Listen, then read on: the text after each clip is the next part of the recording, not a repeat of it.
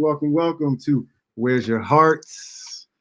We have my man Royce, Torian online, and I'm still getting my watch party going.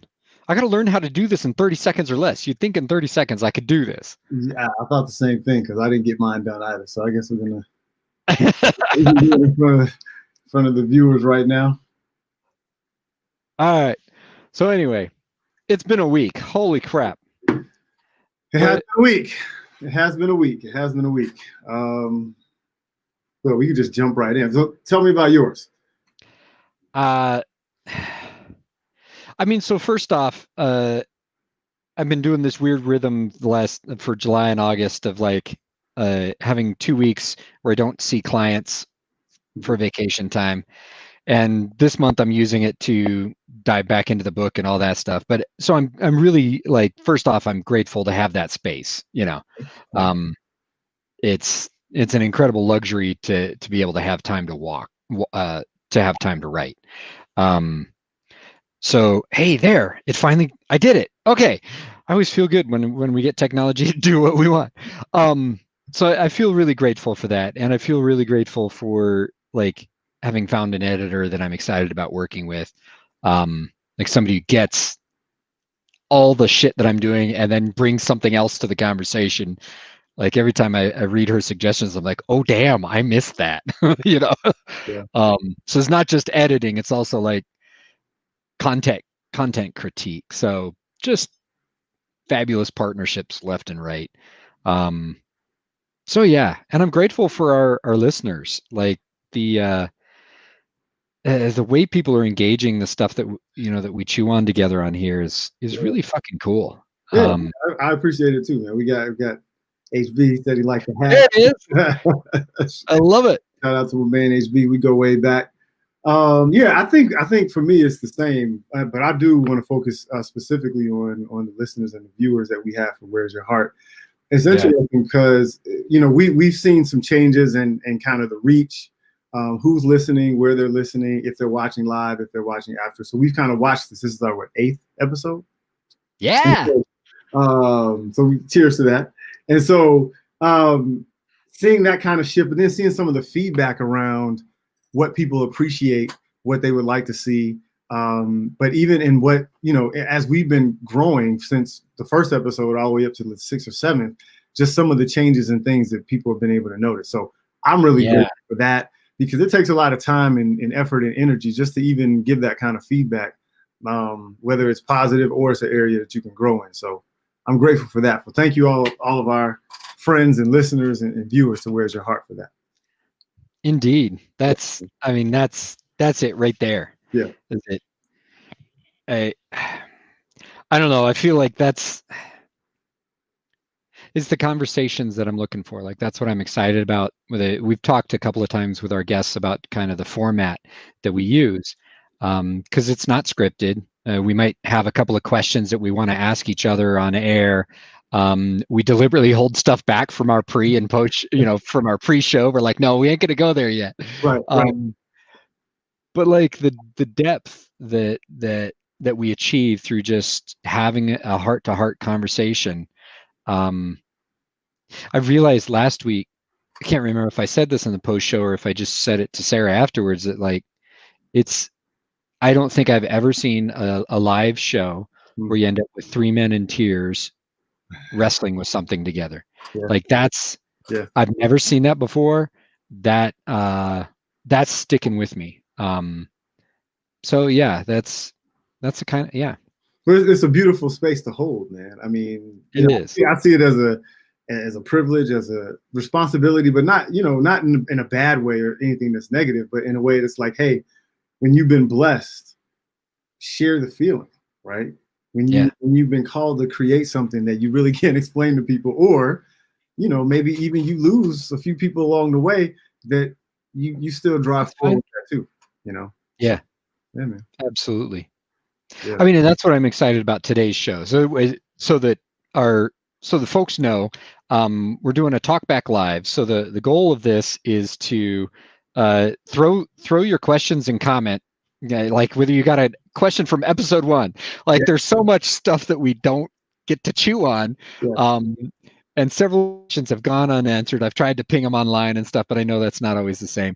But anyway, throw a question in the comments on here on Facebook, and I'll message you a link, and you can come on right here in the studio with us, and we'll talk about it. So you're our guest today.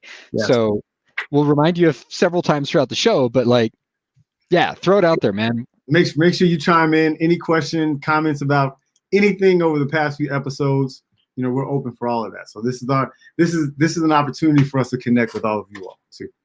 Yeah. So last week now. Yeah. Can we just like elephant in the room, man? Drop it. Elephant in the room. What is the elephant in the room? You tell me. I don't know. Chicago. Oh, Chicago. Okay. There's not an elephant in the room. That's all I've been hearing about. I got you. Yeah. Yes. Yeah. I mean, so what's going on today? I mean, lots of different reports. I think the latest was there was a police shooting somewhere on the south side of Chicago. There was some miscommunication, some type of scuffle, and because of that, there were maybe a drive-by shooting at Chicago police officers, and then there was a group of people that kind of went to the downtown area, a few hundred at least is being reported, to do some looting and stuff like that. So, yeah, I only digest a little bit of the news, man, because I'm from the Chicagoland area, born and raised in different parts of the city and the suburbs, but I just get tired of hearing negative stuff all the time. And I know, I have friends and family members that live in all these places, and there are issues, yes. But when you know people or you're related to people that live in these places, it's not a good feeling to hear all the time. Yeah. That's my elephant part in the room from that. So let's, like, every time we address, so we've got the to tell everyone, like, we've got the Kimberly Jones thing queued up because she just does this incredible breakdown of protesting versus rioting versus looting. And I feel like it's every time I just want to channel her every time I have to, especially when I have to talk to white people about this shit. And I'm just like, dude, yeah. All right. So let's just play her. Let's just bring her in on this and play that clip. We'll jump right in.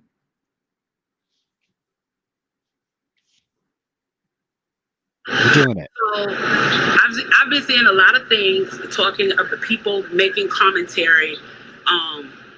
Interestingly enough, the ones I've noticed that have been making the commentary are wealthy Black people making the commentary about we should not be rioting, we should not be looting, we should not be tearing up our own communities.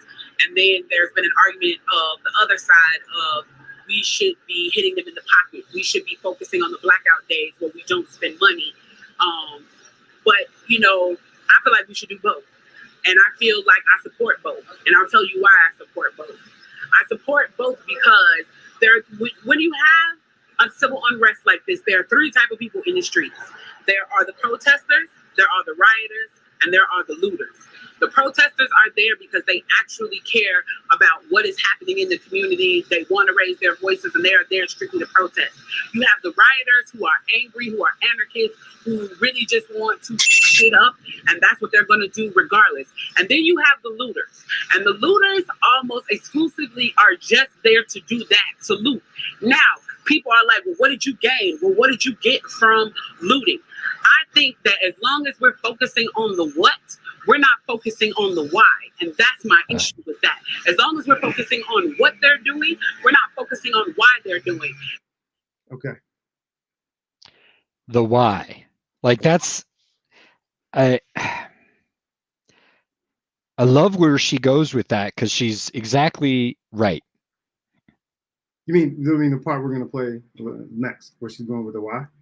Well, no, I mean, even just this setup of, like, as long as we're focused on what people are stealing, as long as we're focused on what damage is being done, we're not focusing on the question of why people are doing this.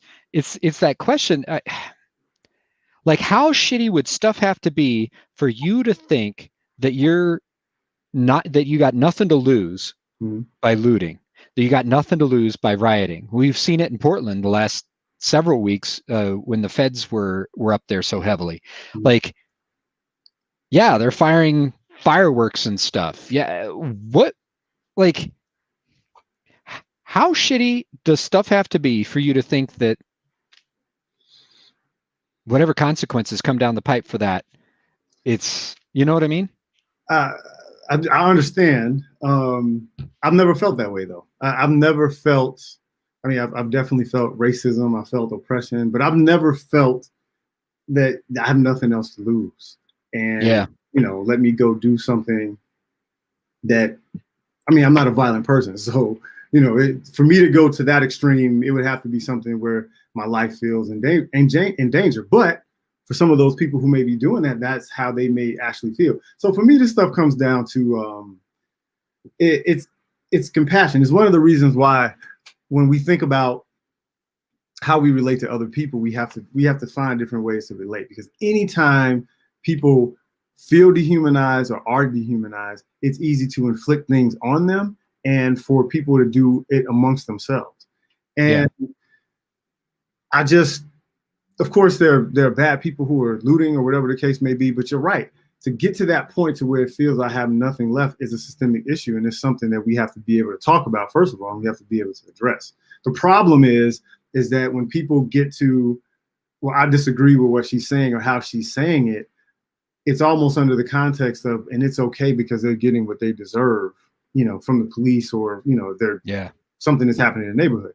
And I think that fundamentally is part of the problem, you know, is the dehumanization across, not even across the board, just in general. Like that has to be number one. We have to come with a level setting of we are human beings. Yeah. For some people, they're not going to like that. Well, especially when you look at, like, dehumanization is a systemic thing. Yeah. It's not just something that one person does to another. It's something that an entire system does to individual people and then collectively to groups of people.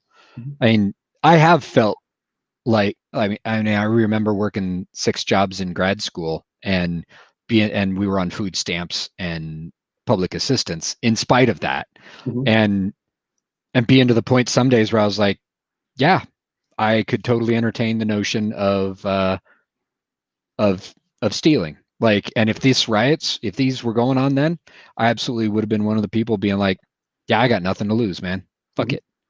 I also have a ton of privilege as a white man in the penal system. So, you know, part of that comes from arrogance and stupidity and never having been arrested, but that sentiment still exists, you know?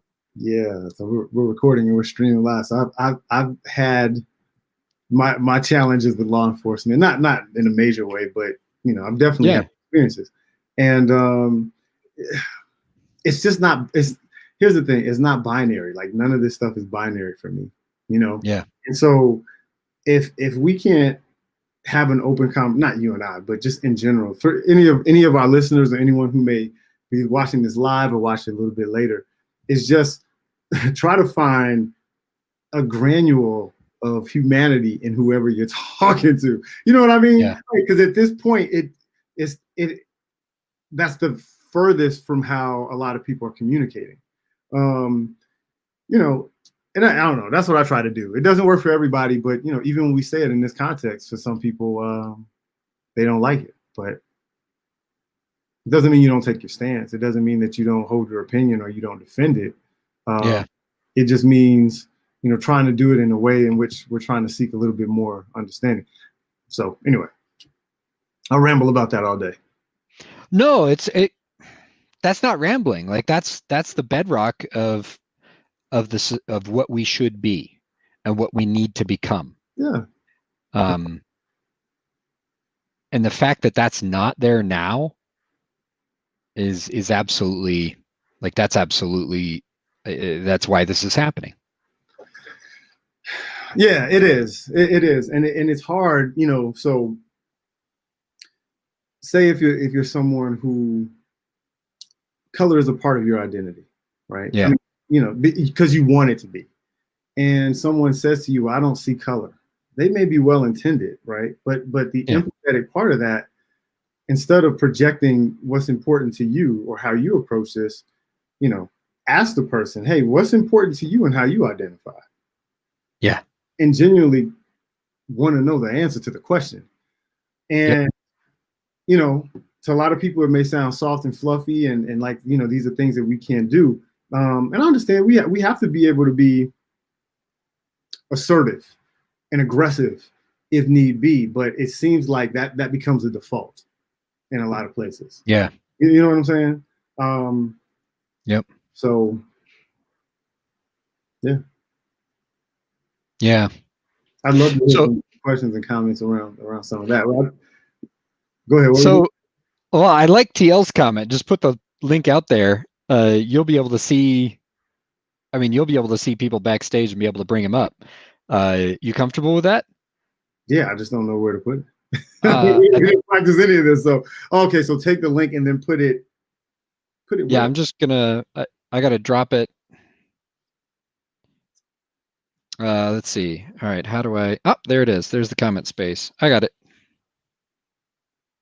All right, so I dropped it on the Where's Your Heart page. I'll do it on your live stream and my live stream too.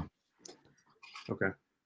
All right. See if I can find it. That's always the challenge. All right. All right. So, do we want to go further in the video? Like, there's a lot there, man.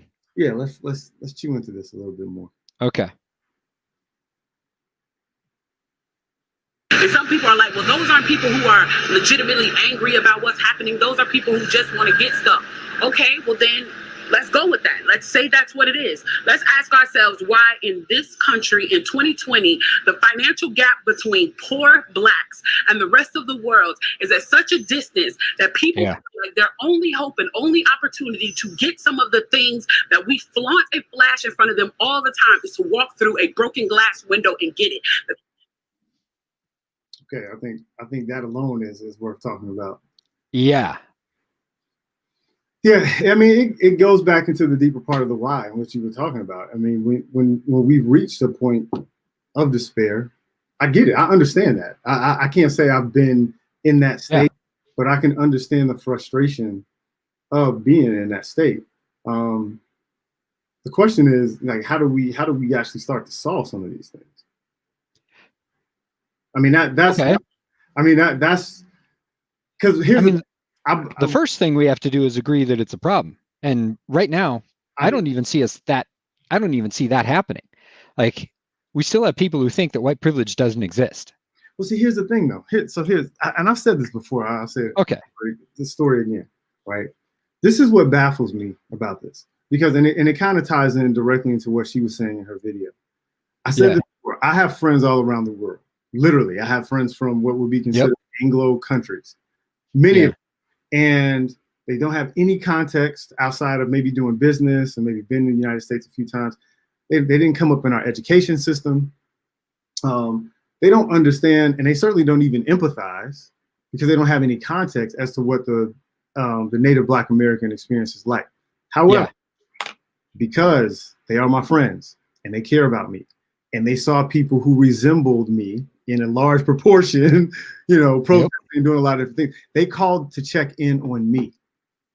All of them, for the most part, right? And so that, to me, when I hear people talking about their religion, whichever one it is, or whatever the case may be, and but then in the same sentence or same breath try to find a way to dehumanize someone else, it's a huge dissonance for me. It's a huge dissonance. Because it starts right there. Because once I see that, then I'm trying to listen to you a little bit more. And it's like, man, there are a group of people who feel a certain way. Even if I don't understand it, even if I don't know what they're talking about, or even if I disagree, this is an issue. We at least need to be able to talk about this. And so when people push back against that, that makes absolutely no sense to me. And that right there, so I mean, we're referring obliquely to our white privilege episode, just to just to be clear to folks. Some of the conversations you and I have had around that episode, and some of the conversations I've had with folks around it, like I can't imagine a space We're the voice. How many people with an African American identity live in this country, or a Black identity? Okay, we'd have to say what's Black identity, but I'm gonna just roll. Okay. I think. I mean, cast a wide net there. I mean, I don't know, 20% of the population. I thought it was 29, but go with 20. Okay. We're 7 quarter. All right. We are a 750 million person country. Is that our population still? Right around there? 750 now. I think it's closer to 720. Okay. Called 720. I think we have 330 million people in the US, right? You know what? Let's fact check this. Yeah, I'm pretty close. Yeah, I'm pretty sure. We have the technology. We're about 335, 340. Is somebody throwing a... All right, let's see. Yeah, I mean, I know I was like an idiot on film, but I'm pretty sure we're about maybe 400 at the max. Right? I know we're not. No, it's 3. You're right, 330. Okay. Yep, you're right. As an international economics degree, I better know the population. I don't know where I was getting 700 from. Man. But yeah, okay, so. Yeah. Okay, so 330. So that means if we go with the 25%, that means that we're looking at 75 million people who have an experience of being Black in this country. And when you poll Black Americans, the overwhelming majority say we have experienced racial discrimination. We have experienced this kind of oppression. Now, let's call that number just a simple majority, okay? So call it 35 million people. That's fucking 35 million people who are saying this is fucked up. Please pay attention to it. Now, even if that's all that it is, to not pay attention to 10% of our population that is screaming about this, then we have failed as a country, because that was the point behind the Bill of Rights. It was the point behind that whole fucking experiment. I mean, the real point was to protect rich white landowners and corporations. Okay. But the way it was sold to us, the way it's been sold to us for 250 years here, is that the goal of the Bill of Rights was to secure individual liberties so that somebody can't just make a decision that says blue-eyed people die today. But that's what this country's done since its inception. And we have at least 35 million people screaming, this can't happen anymore. How the fuck do you not pay attention to that? And that, to me, I get angry about that, because that 35 million people minimum, okay, minimum, saying you've got a boot on our throat and we can't fucking breathe. Yeah, I mean, so as angry as you are, imagine what it's like to live it. Right? Okay, I'm just keeping it one. Right? Like even for someone like myself who never felt like I needed to go loot, but I'm still in it, right? I'm still yeah. Yeah, and I think that's what she's talking about at the beginning of the video too, because you do have different people that have different types of Native Black American experiences. You have, those that are wealthy or maybe educated or well-resourced. You have those that are kind of maybe in between. So, the whole monolithic, this is the experience for one group. Yeah. That doesn't make any sense to me either. But I understand where she's coming from too, right? It's people saying, hey, listen, it's Black people saying you have the resources. We're benefiting from this, but then there are a large portion of us that aren't benefiting from it and don't even feel a part of it. Therefore, why do we need to actually save it? We don't see a piece of ourselves in it. And yeah, as a leader, as a country, that should be something that is at the very tip top of how we promote and talk about liberty and justice for all. Yeah. And so when we get into the arguments as to why it isn't, that's where I get lost, because even if you follow Judeo-Christian doctrine, especially if you do, all of these things should merge. So I'm utilizing. If you're a Christian, you follow a fucking. Not mine. If you follow Christianity, if you follow the Jesus dude, we're talking about a man of color who was killed by empire. He has more in common with George Floyd, with Eric. Oh God, now I'm blanking on Eric Garner. He has more in common with any number of people in this country who've been murdered by our system. than he does any of us critiquing it. I mean, okay. David J mentions if there's real discussion about reparation. David, click that link and jump in here. Because this is, you mentioned, you asked the question earlier, like, so what are some solutions? And this is one that I've seen the notion of reparations more in the last month than I have, and that's anecdotal, so it means shit, but I've seen it more in the last month than I have, oh God, previous 45 some odd years, you know? Okay. Yeah, for sure. And that's in white circles too. So it's not just like something I'm seeing randomly on Facebook. So reparations, what does that look like? What are some systems that are out there? How do we deal with that? Because that goes to the heart of what Kimberly Jones is mentioning too. Well, reparations would mean a lot of different things, because you have to think about just financial. Anyone who gets a certain level of instant wealth, there's a calibration of behavior, right? Yep. So we'd have to be thinking about, all right, what does that look like? Like, to me, cash is one thing, but as an economics person and a finance person, I mean, equity is something that is important. But I think the bigger conversation is, who would deserve it and why would they deserve it? Because I think that there's a large community of people, and which is funny to me, people who are in finance who understand, like, generational wealth and compounding interest and all those types of different analysis tools and stuff, don't understand how in an economic driven system, how that can help teeter-totter the seesaw of justice and economics for a large group if you have hundreds of years in which you couldn't even build wealth. Oh, yeah. I mean, why is the Catholic Church the richest organization on earth? 1,600 years of owning land all over the world. Done. Yeah. But I think the bigger discussion would be had. I mean, there would be a, who should get it? Why should they get it? Like I said, there's a lot of people who don't think that Native Black Americans should actually have any type of reparations. Even though we have in the United States, we pay reparations to many other groups. I mean, it's public record. Yeah. I mean, yeah. Yeah, why are we willing to do it for Israel, but we're not willing to do it for our own citizens here? Why are we willing to do it for any number of wars that we have committed atrocities in, but we're not willing to do it for people here in this country?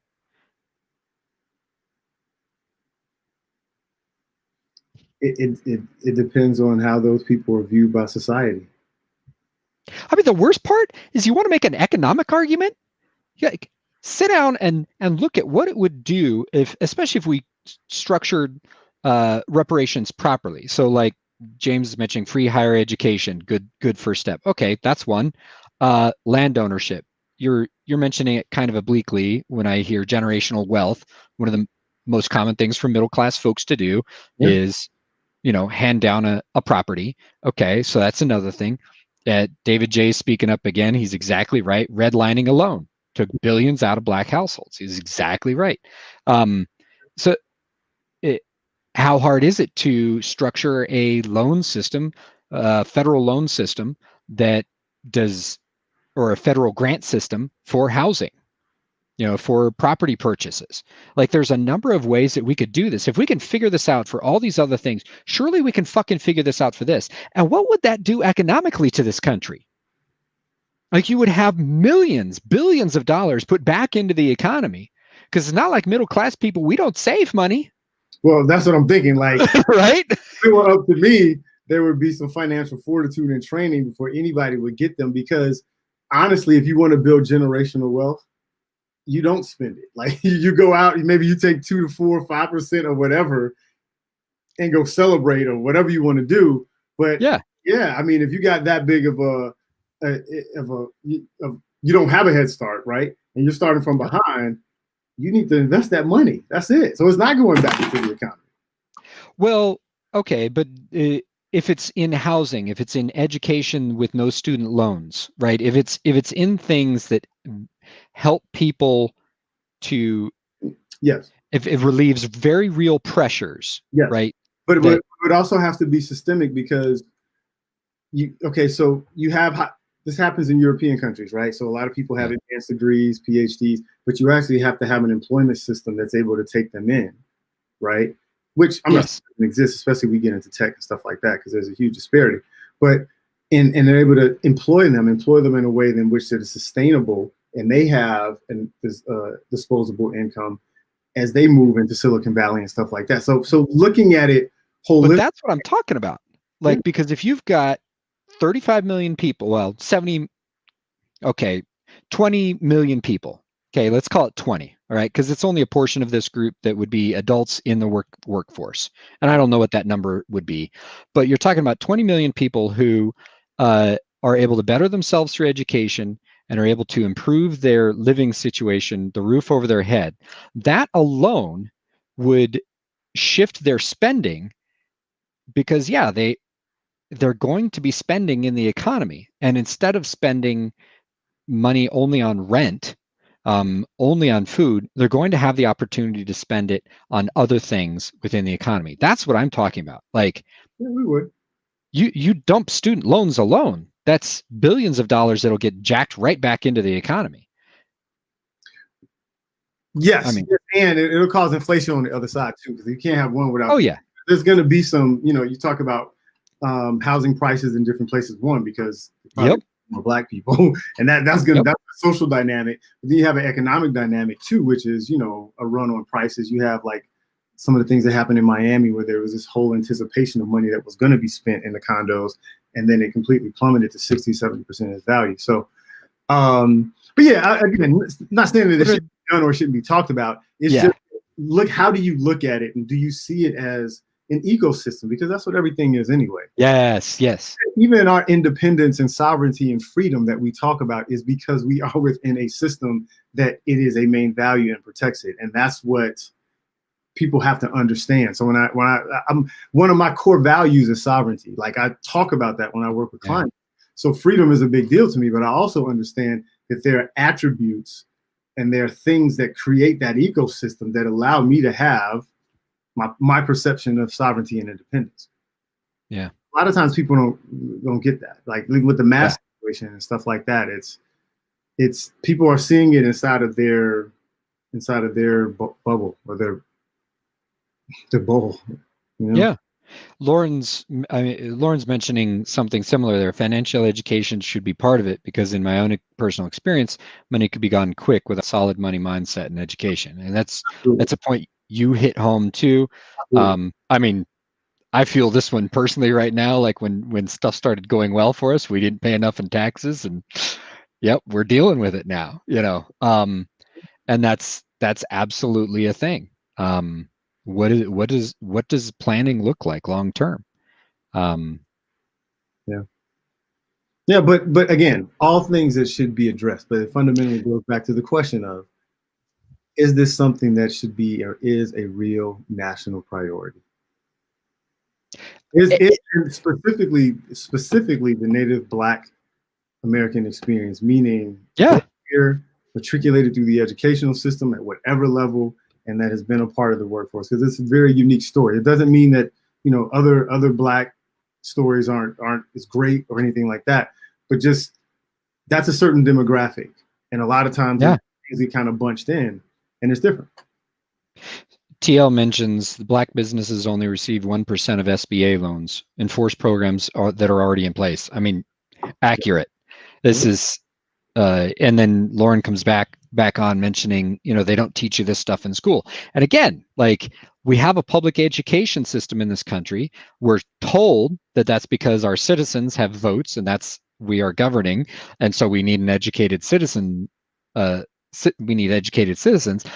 But we've trashed our public schools to the point that that's not happening. And basics like that Lauren's mentioning aren't being taught. Like, this is, the number of different aspects of the problem. So let me ask you this. I think all these things are things that need to be addressed, need to be talked about deeper. So what do you think white America would be willing to give up to have this? Now, when I say white America, you know me, like that means a whole lot of different things. I'm talking about more of the, I don't know, I guess the social construct outside of more than the melanin, or but you know, that the system or whatever the case may be. What do you think would actually, I'm talking about for those people who are like, hey, we want to be allies in this. I mean, for the people who want to be allies, I think we're seeing the results of that right now. We're seeing more people participate in protests. The thing I keep hearing from folks who lived through the civil rights movement in the 60s is white people are activated now in a way that they weren't then. And they're standing with us now in a way that they weren't then. And I'm so deeply thankful for that. I'm glad to hear it, because I've interviewed, well, some of the folks that were involved in the Watts area back in the 60s. I interviewed several of them for a project like 10, 15 years ago. And it was just incredible to hear their stories. But they were literally 5 or 6 white guys in a sea of people of color. That's not the case today. One of the coolest things we see about these protests is it's a spread spectrum. And every time we hear from the protesters, and like the BLM statement itself, and what I experienced when I went to the protest here in Albuquerque, it's these folks regularly, the leadership of the protest, regularly acknowledging that we can't have just a single issue that is being dealt with. We have to deal with the whole system. So they recognize the connection between racism and sexism and homophobia and capitalistic classism, the caste system that this country has created, that kind of stuff. So there's one way of saying it that I think there's a good portion of this population that's already probably on board for reparations. Unfortunately, there's a good chunk of the population that I don't even know how to start that conversation with them, because they can't even admit that there's white privilege. And bluntly, okay, well, the part of me that feels hopeful says that we keep wearing them down and they're dying out. All right, that's the part of me that's hopeful. Like, just wait for them to die. That's okay. I guess that's a solution. Unfortunately, I also am a student of history in this country. I don't think anything changes until their shit gets burned down. I mean, bluntly, I'm not sure shit changes until the violence hits home for them, and until they're under threat and they have to deal with the fact this shit is fucked up, and we all got to pay the piper. I mean, I don't want it to go that way. That's why I'm doing this. So, yeah, I mean, if you think about the history, there's always like these inflection points. Yep. And we're at one. Right? Everybody has to kind of put their hand or at least get burned by the fire to realize it's hot. I have my own personal story with that, with putting my hand on the iron. I do, and that's fine, because listen, there are different tactics and ways to justice. So yeah. I get that. I understand that my offering in this is different than some other people's, but it's still just as genuine and it's still just as impactful, right? It's just different. And so I go back to, okay, so we have all these things, and if they're true, yes, 100%, then what do we start to do that's different, that starts to drip different outcomes for people?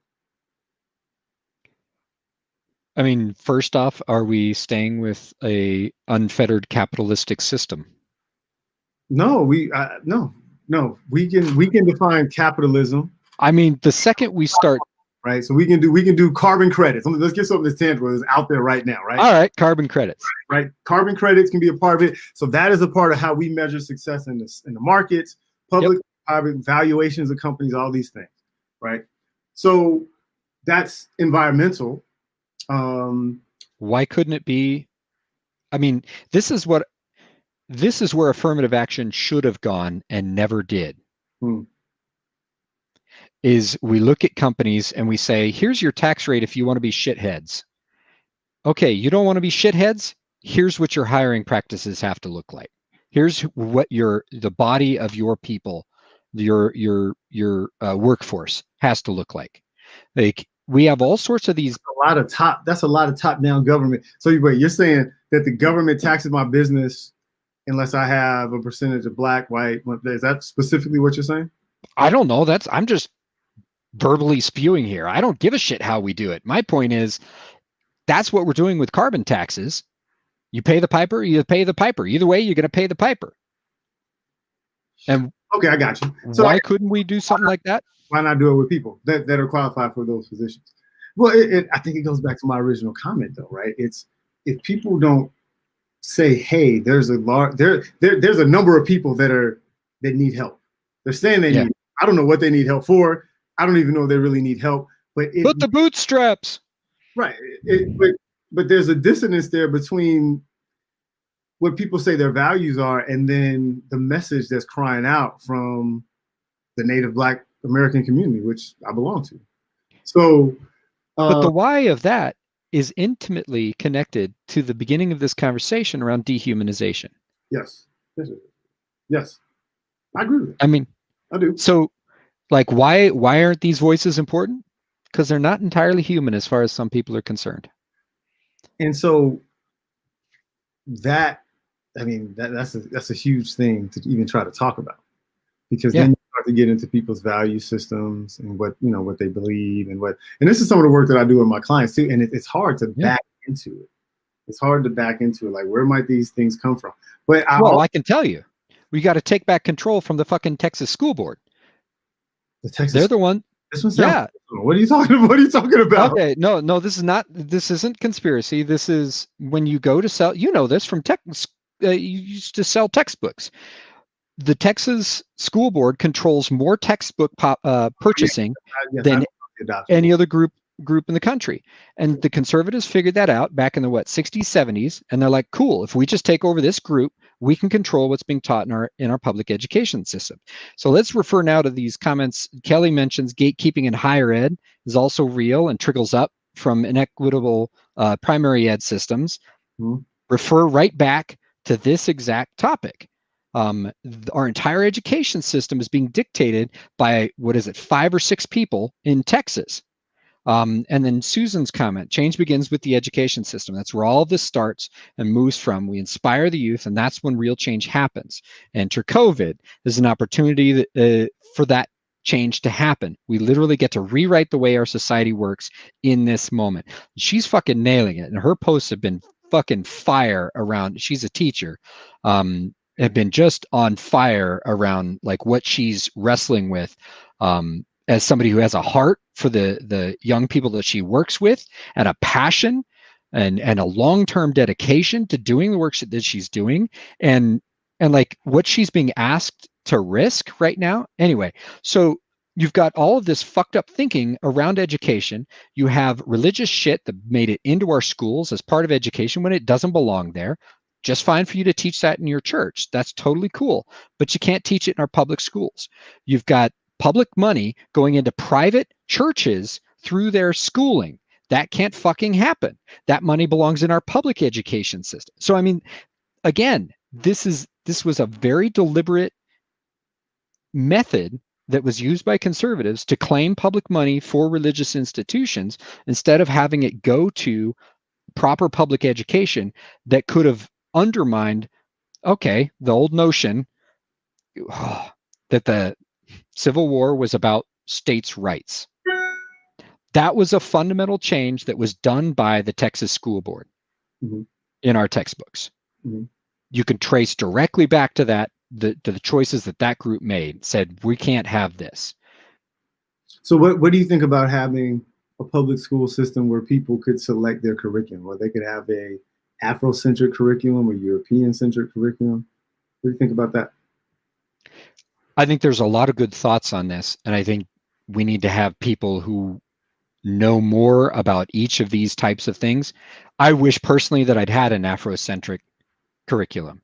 I mean, if we have schools that are doing a variety of these things, it only makes us all better. You know what I mean? It does, but why did I have to fucking learn about Tulsa from The Watchmen on HBO? Well, I knew about Tulsa. Well, because But yes, it's not a part right? of popular history. Yeah, and I think it could do that, or it could also do what the internet kind of did with like Facebook and all this other stuff, which is get people deeper into their one particular Echo chambers. identify. Well, And it sounds like then my only concern, but see, I'm a person who actively seeks people who think differently than me, you know what I mean? And it's always been part of my MO. So I'm kind of projecting my own things onto other people, but it's been such a great thing for me that I'm like, yo, if you try it, right, it really works. It doesn't mean everything is happy-go-lucky and you're cool with everybody and you agree with everybody, but it does mean that you're able to dig deeper relationships with people so that you can connect with them with different ways. And you can drop seeds and have them dropped onto your brain. Like, you know what? That's a different way of thinking about it. Let me calibrate how I'm approaching things. I think that's where you're going to get long-term change. I know how I'd be teaching right now if I was a teacher, and that's that I know what I'm required, the bullshit that's required of me of the white patriarchal system in this country. Okay. But then I will check those boxes because I like my job and I want to keep working with students. And this is what a lot of passionate public educators do. So we're going to check those boxes, but then I'm going to take that Afrocentric curriculum and I'm going to work it in alongside that so that people start to see that there's more than one view, because this is how you breed critical thinking, is you expose young people to multiple points of view and you look at them and you examine what do they bring forth. Yeah, right? But adults, but listen, the adults are not critical thinking right now. Everything you describe is the opposite of what people are doing. You're saying it came up through the system that didn't do that. But you can unlearn it, and that's the thing. Listen, you just described exactly what I've been saying. Like, listen, this is how you identify. Now, literally go put yourself in, not just dip your toe in the pool of somebody else's reality, but jump in it for a minute, like feel it, really try to understand it as a human being. And there is no freaking way that if people who really did that and really believe what they say they believe on their Saturday or their Sunday, put those two things together, treat the Native Black American experience with such a minute and disgusting way of experiencing America the way that it is done. You couldn't do it because you would have been in people's shoes, you would have had the conversations, and at the very least you would say, boy, how can I just help alleviate some of this? Yeah. And you know, to some people may laugh at that and be like, boy, that sounds like utopia, Torian. Maybe it does, but I think that's the only way you get systemic, where you can, when you really start to change how people show up at home, when they look in the mirror before they go out and deal with their boss who may be different than them, how they really, really feel and think about them. That's where it happens. No, you're right. And it so we've got a big comment there by Melanie that I want to acknowledge. Yeah, she's fucking nailing that. Yeah, she did. I mean, sounds like her teacher was doing what I was just talking about. There are good teachers who've been doing this shit all over the place. But if you're talking about like now, how do we have those conversations between the echo chambers? I mean, I struggle with this. Like, bluntly, the conversation that you and I had with Tim was probably one of the hardest conversations I've had in the last couple of years, because I want to, I'm referring to our white privilege conversation, because I want to connect. I want to be able to connect with other white men. I know that I have to do that, and it's my job.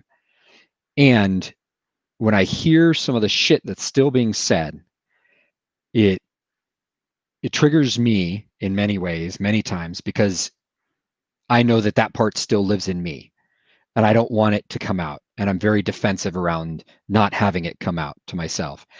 And the worst part is that then I enter shaming, which we know does not, I am referring here to that Brene Brown book that I just read, Daring Greatly, right? Because we know that that's not an entry point into honest conversation that will lead to transformation.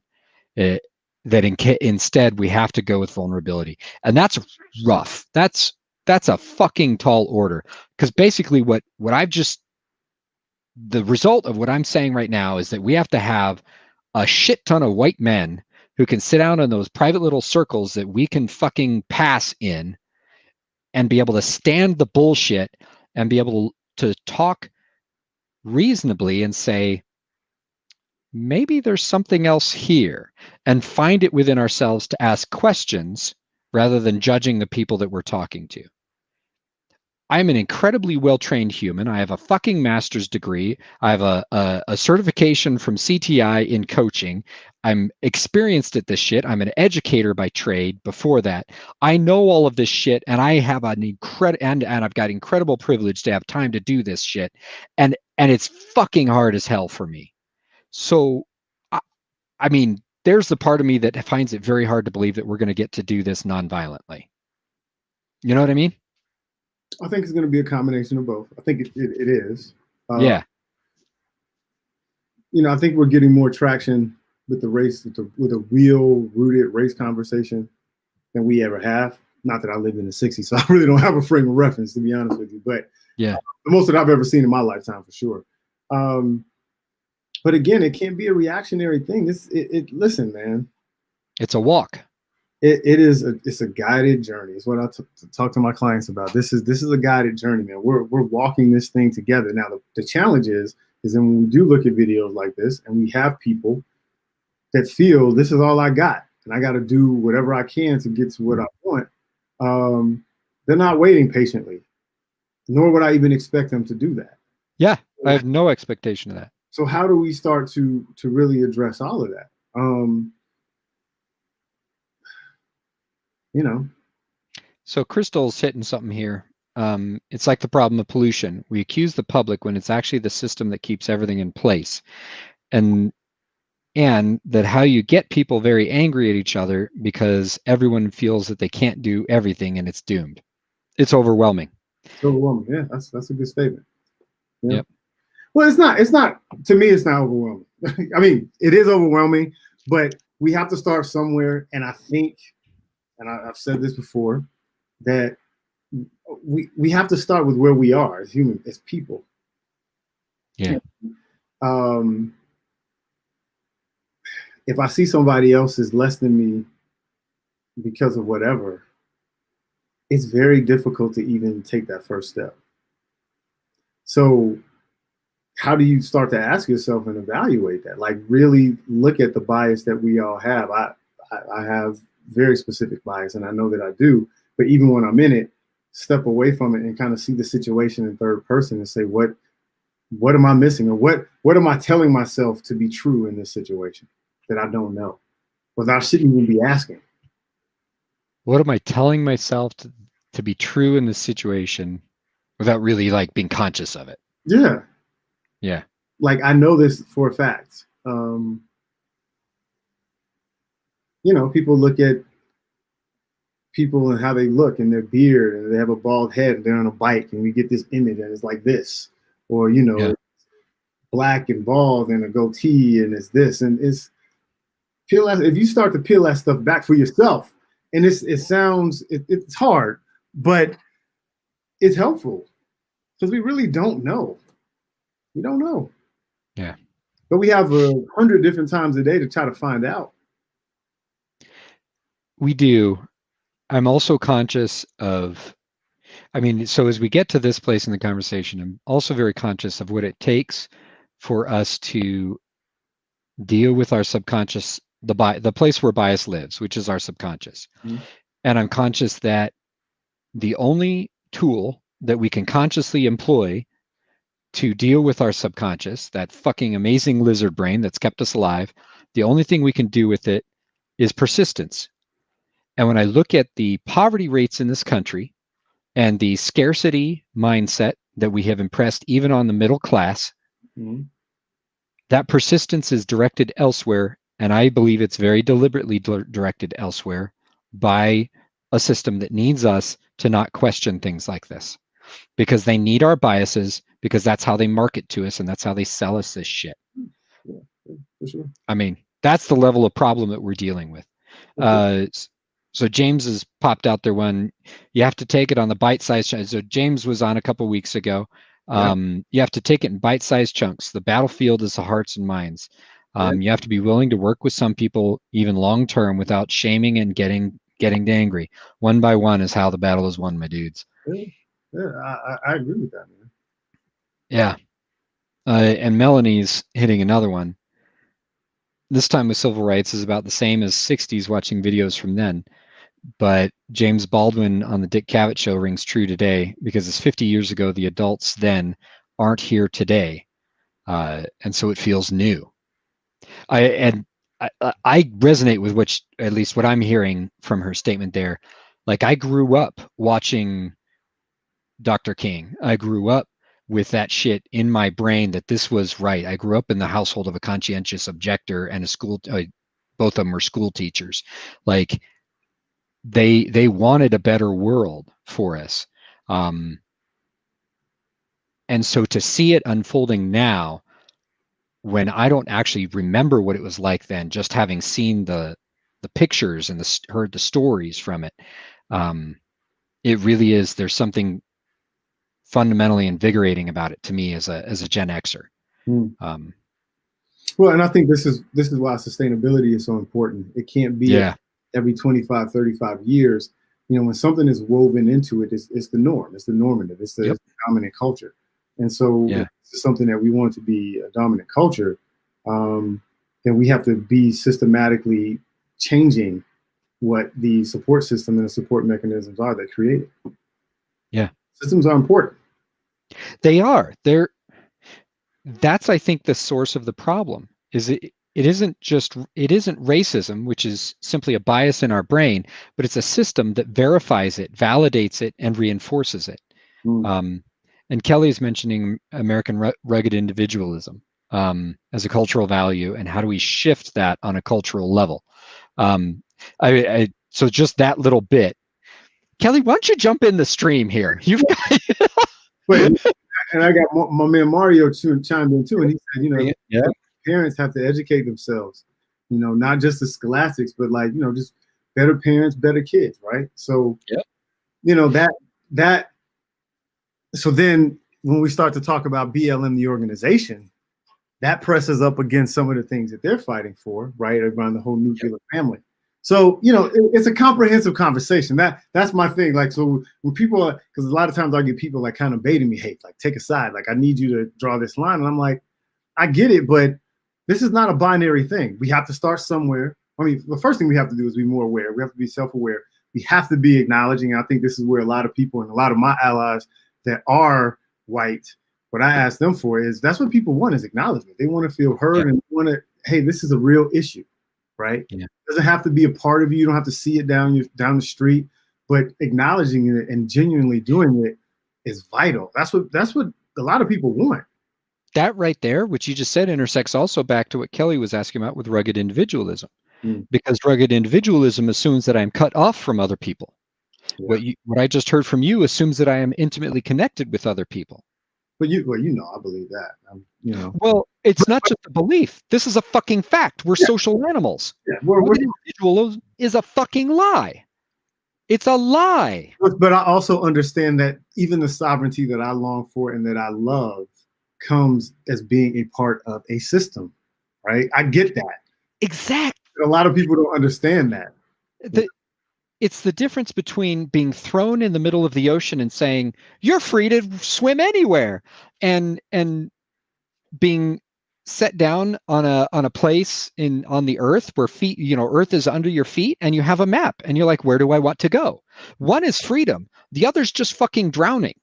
And that's what we've got right now. We've got a system that wants people to drown under the lie of American rugged individualism. And the other thing about, like, on that topic, one of the first things I say, marketing is both a mirror and an influencer, right? Because it reflects our values and it drives us toward them. So one of the first things when I see American rugged individualism or any of these topics is what ad agency have you ever heard of that employs somebody to check their work for this kind of stuff, for these kinds of biases, and says, hey, you know, when we're talking like this, we're reinforcing this value. This American value, or this just a value in general? The racism, sexism. Like, so often these things are all put together by white men and nobody's checking this shit to say, hey, does anybody think about how this gets read? They do study groups, but still, when you're studying people from the perspective of white men, you're still fucked. So I don't know. I think marketing has a lot to do with it. Everywhere that antidepressants get marketed, depression levels go through the roof. Like, But it's this is why it all goes back to economics, my man. I mean, it all goes back to economics. And you talk in a capitalistic country, it always does. I'm not convinced it has to. I think if we had a balanced economy, it wouldn't have to. Okay. Lauren says she loves this. It's important. Very true. Okay, so here's the thing, though. What changes will we need to make? Like, I'm not saying that it has to. Like, I'm open, right? And I'm not saying that the system that we're in is the best of the worst or anything like that. But if we could make it a clean slate, which we can't, but we could, like, where would we start? You start by saying basic human needs are basic human rights, and you address them meaningfully. So basic human needs: food, water, shelter, meaningful social interaction. We construct those. I mean, you see those directly result in a system that says healthcare is part of our tax-based system. It's run. You don't have to have insurance to have good healthcare. Public education, again, a good one. Water. Let's talk about water. How many towns in this country have water systems that are at risk or have totally failed? We all know Flint, Michigan, but there are the last an article that I read about this one in particular looked at like 20,000 different places in the country where the water system's just as bad as Flint, if not worse. Somebody mentioned earlier in the show, carbon taxes, those kinds of things. What's the carbon footprint? How are we dealing with the earth? Because that's part of it too. The earth fails, we're all dead. So, I mean, we just go down basic needs like that, and we ask, and we put those on the government's plate, and we say, you must address this. And it has to be meaningful, and it has to be concrete. We're dealing with an eviction crisis in this country. That should never happen. It shouldn't. We have how many spaces right here in my town are empty right now, and we have people who are homeless. That's not a problem that a country like that a developed country, a supposedly developed country, should ever have. Yeah, you have plenty of spaces. We could address it. Put the people in it. How is it that we can fucking put men on the moon, but we can't address this? That's a lack of imagination. It's a fundamentally. I'm just trying to think of how. That's so you're saying just if they're open, then just put people in there. I'm saying if we can dedicate trillions of dollars to figuring out what the next good bomb is, we can solve problems like this. There are people in this country who are smart enough to figure this out, who can look at the systems, as you mentioned earlier, like the fucking chains are all like, it's all there. One thing leads to the next, and we have inflation, and we got this. But there are millions of people in this country that study economics. Like, right? Yeah. Like, I play video games, man. I play World of Warcraft. They employ economists to figure out how to make their economy more functional. If they can figure that out in a fucking video game, surely we can put roofs over people's heads. Like, I don't know how to do it. I'm not a fucking economist. But I can imagine ways that it can be done. If I can imagine it, surely there's somebody smarter than me who can figure out how to make it happen. So you're saying we just need to shift our priorities. We shift the priorities. It has to, yeah, that's exact. It moves from we must fund private prisons, we must fund bombs and tech for war, and we have to move it toward public basic needs are vital and important, and they're a priority for us. Yeah. Yeah, So we got TL. Comments, a lot of comments. Yeah. And he said, respect. Yeah. Together. Come to the middle. TL says. Yeah. Royce. You can say that for so many subjects. And exactly, it's making the intentional choice to use resources to meet basic needs. I think that's the thing. It has been an intentional choice to say we value putting people on Mars more than we value putting roofs over people's heads. We value bombing people in Iraq and Afghanistan more than we value making food security a non-issue in this country. We can do it. We just have to decide as a country, we're not going to allow these fucking politicians to spend any more money that way. It's that fucking simple. But it's not that simple. It's not. I mean, if it were that simple, it is. If it were that simple, you'd run and then you fix it, and everybody would be happy. It's not. Well, I mean, not everyone's going to be happy. Well, but, yeah, but we move the needle in the right direction. Exactly. I'm with you. I mean, I'm not saying that. I'm not disagreeing necessarily with what you're saying. Yeah. Oh, you're asking questions, man. I'm just fired up. Around. Yeah, like I agree. People should not have a place to live in the United States of America. We're the wealthiest country ever been on the face of this planet, and we can do better. And in theory of who we're supposed to be, like who we're aspiring to be, because I certainly don't think we're there. I know there's no liberty, justice for all. I'll say that on anybody's camera. Then as we're further aspiring to where we want to go, then how do we change those systems so we get the politics? Because I don't think politicians from, I don't care which side you're on, is incentivized by a lot of it. They're incentivized by the people who put them in place. And so Sarah just threw one out there. Challenge: being elected requires a lot of money. Tough to get representation in the government. And again, that's exactly it. When money runs the whole show, money will keep running the whole show for its own sake. We have to stop having money, government of the money, by the money, and for the money. And I mean, so how do you start it? There's a solution right there. If you're running for office, you get X amount of dollars from the government to run your campaign. Done. I mean, it's what do you choose to do with it? And Susan's mentioning grassroots movements and that kind of stuff. That's exactly it. If we want to elect women and people of color, people who don't have, as we mentioned earlier on the show, who don't have systemic wealth, then the only solution is an equalizer. You can't spend money. No more black money in politics, which that's a real dumb name for it, as I say. If we would talk about the system, by the way. With that, I was like, what? Where's he going? What? No, I mean, it's worth mentioning the number of places where we have the term black as a negative connotation. Like social concept, yes. Constant. Secret money in politics.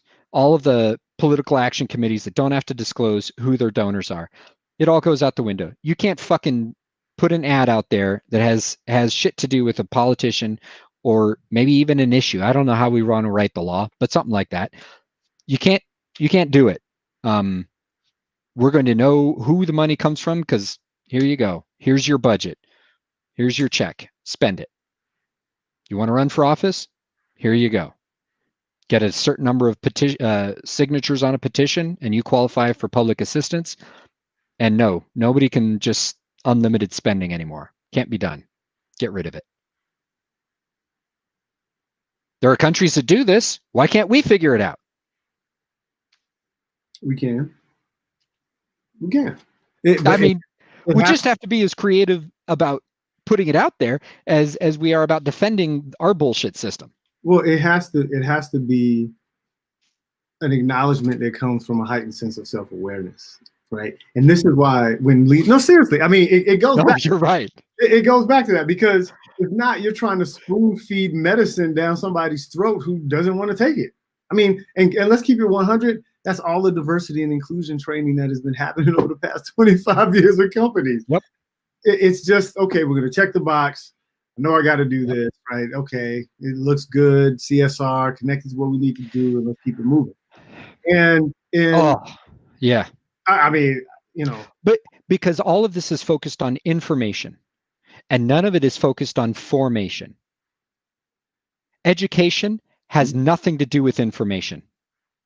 It has to do with the formation of the human being, the human animal. Mm-hmm. And good processes understand that.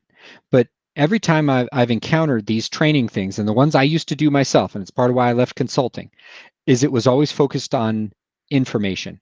And information is not going to work. No, It's not going to solve the problem. I agree with you.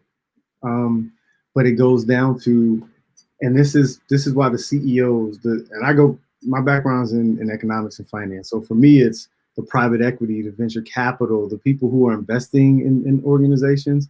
It has to start there privately, because I believe that human beings have an incentive to win. I don't think the competition is bad. In fact, I think it's very good. It depends on why you're competing, though. Competing to build and make each other better is different than competing to destroy and annihilate. Okay, those are different ways of competing. So it's like when we spar in jiu-jitsu, right? We don't have to go 100% and you choke me out the way you do all the time. Ease up, Royce, ease up. Right? We've not even rolled yet. I'm used to saying it because I get choked out all the time. But going at 75%, we can still sharpen the skills. So it's not just, I'm not just sharpening me, I'm sharpening you too. And that's the agreement. But that agreement doesn't exist in this country. Our social contract is gone. Or was it ever really there? Or maybe it's working perfectly, working as intended. Exactly. I mean, maybe it's working for the people that it was intended to work for. It's hard to see 200 years out. It's hard to see 100 years out. Yeah. And with Moore's law, I mean, hell, it's hard to see the next 20 years out. Nobody knows what this is going to look like now in 20 years. So I think our political and our economic system needs to catch up. I think the way in which we practice capitalism definitely needs to catch up. We need new metrics and measures of success from when it comes to profitability and business and equity and stuff like that. We definitely need that. Now, that would be more on the side that I would be interested in looking at. But even from a policy standpoint, but when we have a mindset of competition for the sake of scarcity, we're going to continue down the same path, man. Yeah. If that's the ultimate force. We are way over on time. and people are like, going. So I'm like, we got to do more of this. Good. We got a lot of comments. Yep. Starts locally and knowing the people who are running your local government, honestly. Yep, absolutely. Yep. And Kelly mentioned the electoral system too. Yep. Like, holy crap. Yep. Yep. And yes, Susan's nailing it too, that we're being told constantly that we have to focus on the immediate, not the future. Well, yeah. And that's because if we look at how economic success is measured, if you look at a publicly traded company, the CEO has maximum 36 months to get the financial metrics to where it needs to be and the prices and stuff. And those are the things that when we talk about measuring success, that has to be the default. It has to be baked into that. Like, you can't be a successful organization unless all of these things are organically woven in and we can measure them. And yeah, we are really over, but it's a lot of places we can go with this, man. You know that. All right. So more, better, different, right? If we're wrapping here, so we've talked a lot about those systemic things. What are things that we can do individually that matter? As people, or you and I? I mean, I guess we're people. So both. From a deductive reason. I mean, a great question there is like, so what do we want to do with this show that matters to this topic? Okay. My intention is the same from when we first talked about it, man. It's championing vulnerability and holding a safe space for people who want to talk about any and everything, but still be vulnerable in it. I think those things go hand in hand. So I want to dig a little bit deeper into that and have people who are like fatherhood was. I love all our episodes, but that was the most heartfelt to me personally. Yeah. But then even the response that I got from people, it was a topic that was not necessarily mainstream, but was very vital.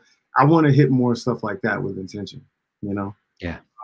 It doesn't necessarily have to be top of the headlines or whatever right now, because a lot of that stuff doesn't serve the betterment of where we're trying to go, in my opinion. Well, and I mean, one of the things I loved about our show last week was that honestly, I feel like it was part of the eroding of the patriarchal shit that we as men experience, where we have to cut ourselves off from the emotional parts of ourselves. Yeah. And I think you're exactly right. Like, keeping vulnerability at the center for our time here is absolutely important. We got to have more conversations about white privilege with folks that don't believe it exists. I mean, that's one thing I know I got to do. I got some and friends. Not just here.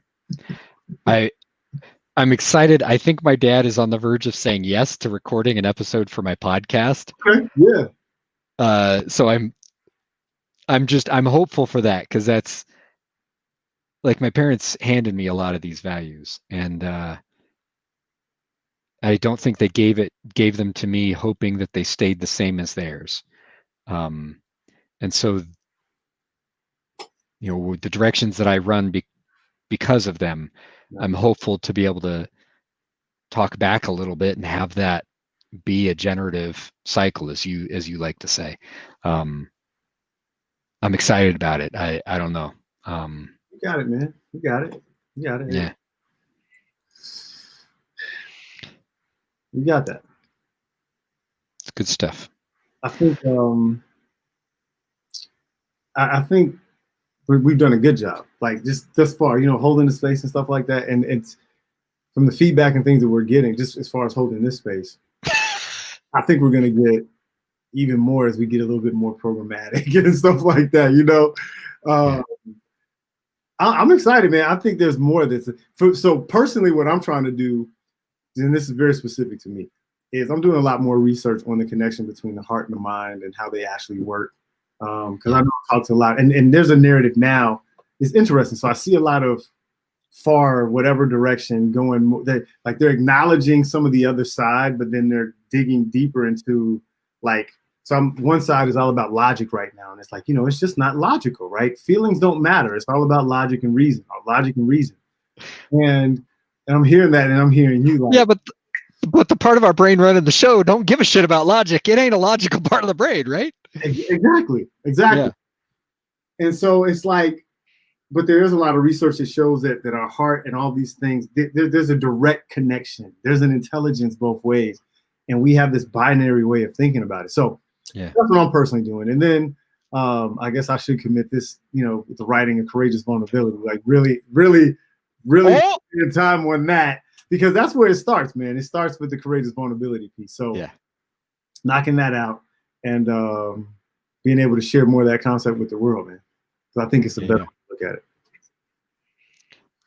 I'm tempted to give Kelly the last word here.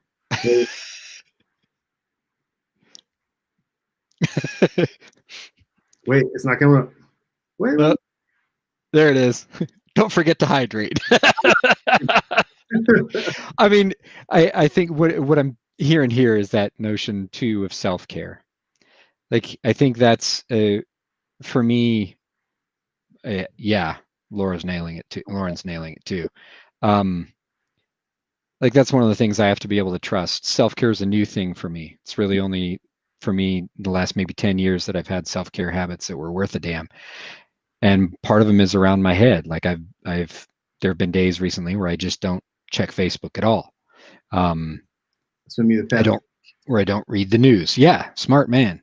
One of my concerns about engaging people directly around issues of white privilege, one of my constant concerns is around my self-care. I don't have to drink from the fire hose. Just being able to say that and say that it's not all up to me. So there's my takeaway from Kelly. That's how I'm translating stay hydrated, is take care of yourself while you're doing it. Just take care of yourself, because you can't give to other people what you don't have for yourself. I firmly believe that. Like, it took me a while to learn. I'm still learning it, right? Because I've talked about it with the situation with my mom and my parents and stuff. But really understanding, like, hey, I cannot give patience if I haven't been patient with myself. I can't. Oh God. if I can't be compassionate and empathetic with my own experience?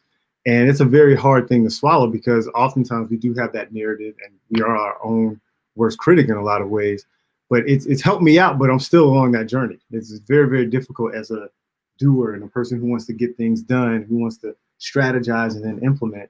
But it's important. It's important. Yeah. Always put your own mask on first. Yeah. Yeah. And then develop your lungs. So you're breathing. So now you want to expand your lungs too. And I think a lot of people get stuck, and it's like, well, I think that's where a lot of the protectionism around identity is starting to come in. It's like, this is my little square of the world and I have to protect it. But I think the more tools you can put in your identity toolbox, that is where you really, really start to have systemic change, because the system starts with our local system. Yeah. So go talk to somebody, talk to somebody you don't know. Talk to strangers. That's what I do. Sometimes it works out, a lot of times. All right, man. So thank you everybody for watching. Where's your heart? We appreciate it. All of our viewers. Listen, make sure you pass this on and go to YouTube, sign up, and like what you have seen if you like it. All right. Peace out, man.